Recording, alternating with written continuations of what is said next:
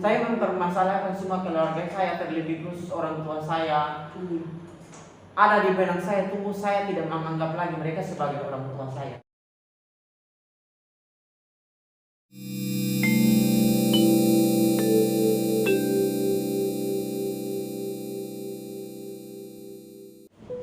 Shalom, terima kasih sudah klik video ini. Saya Gabriel Barnabas Kawet. Selamat datang di channel Irene Ministry Official. Irene adalah kata dalam bahasa Yunani. Beberapa kali muncul kata ini dalam Alkitab Perjanjian Baru. Arti katanya adalah damai sejahtera. Kerinduan kami bersama melalui video-video di channel ini agar kita semua semakin hari semakin menyadari bahwa tidak ada damai sejahtera yang tetap di luar Yesus. Hanya Yesuslah yang dapat memberikan damai sejahtera yang sejati, yang tetap kepada kita. Percuma kita memiliki uang yang banyak, harta yang melimpah, kalau di keluarga kita tidak memiliki damai sejahtera, kalau di komunitas kita tidak memiliki damai sejahtera. Kehadiran Yesus di dunia untuk membawa damai sejahtera itu bagi kita.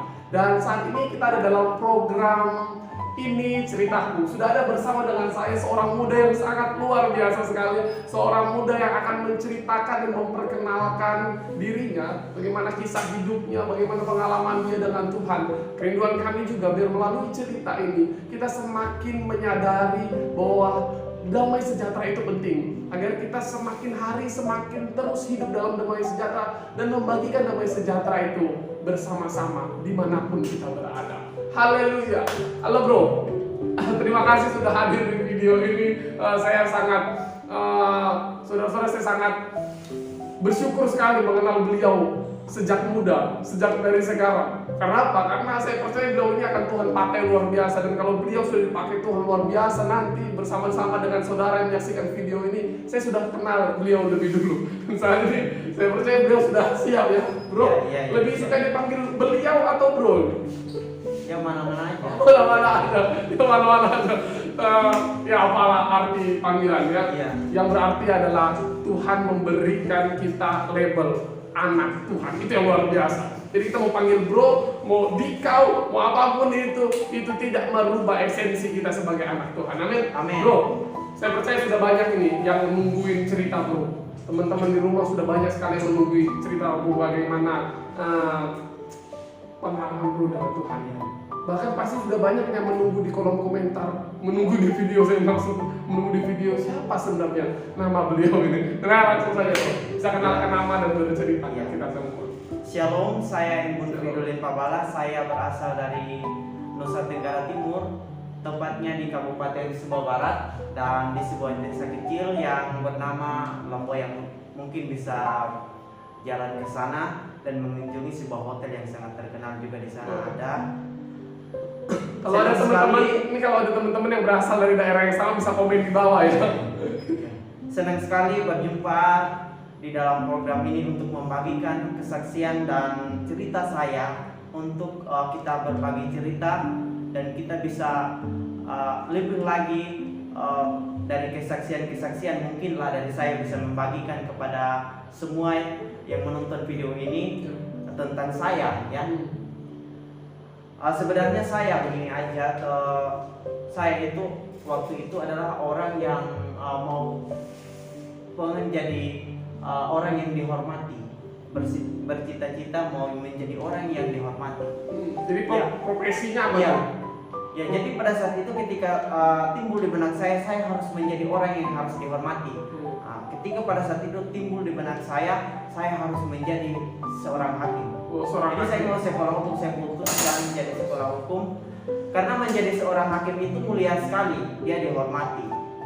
Ketika di dalam ranah hukum dihormati dan dia mendapatkan kedudukan yang sangat mulia, dia sangat dihormati. Dan seorang hakim itu kalau dalam momen dia sebagai seorang hakim yang menghakimi suatu narapidana atau apapun itu dia dipanggil mulia. Iya.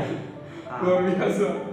Seiring berjalan waktu saya putuskan untuk menjadi seorang hakim itu, saya umur 12 tahun dan saya sudah menjadi kelas 1 SMP, dan seiring berjalannya waktu saya sudah tamat di SMP lalu lanjut di SMA. Akhirnya saya menyelesaikan studi saya di SMA itu 2017. pada saat itu saya langsung berkata kepada orang tua saya harus sekolah hukum karena cita-cita saya mau jadi seorang hakim. Tetapi karena berbagai hal dan memang juga kedekatan orang tua sama saya harus sekolah di lingkungan, nggak boleh keluar pulau. Ya. Saya disekolahkan di sebuah sekolah filsafat dan di situ juga ada pendidikan digabungkan dengan pendidikan itu.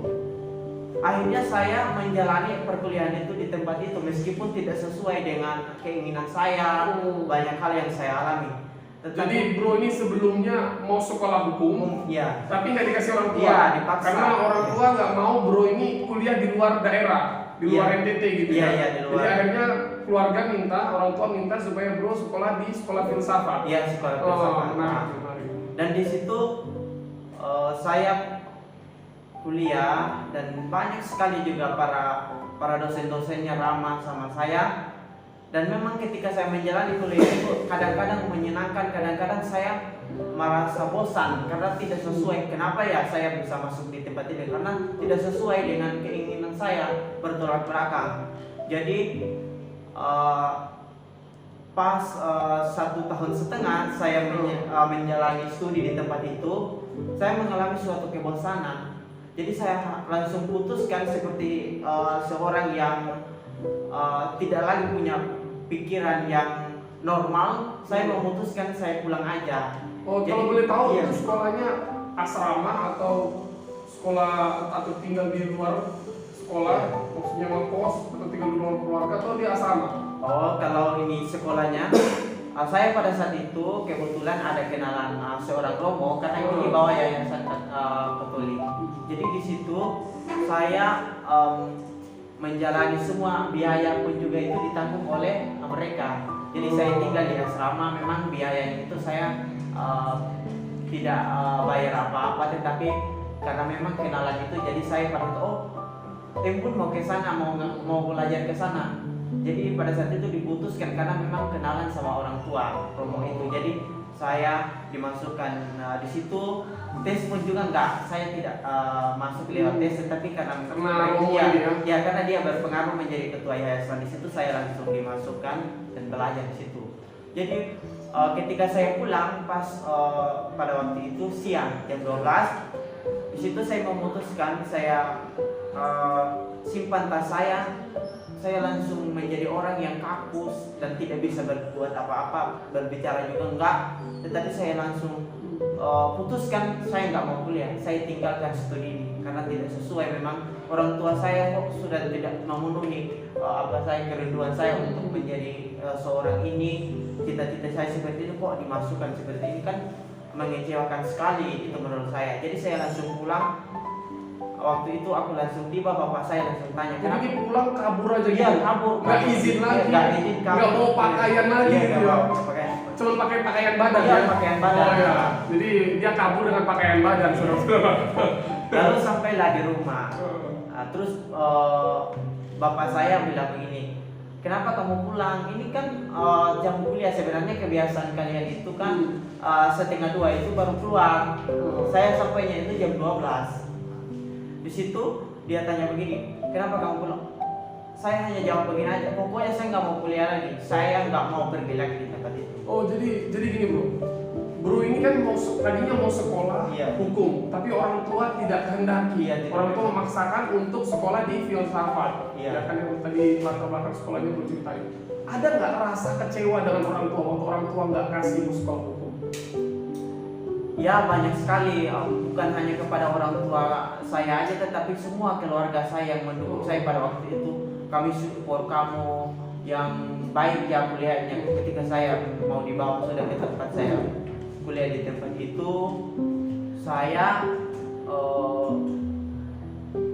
punya pikiran ketika tiba di rumah saya, ketika pada saat saya memutuskan untuk tidak kuliah lagi, saya mempermasalahkan semua keluarga saya, terlebih khusus orang tua saya.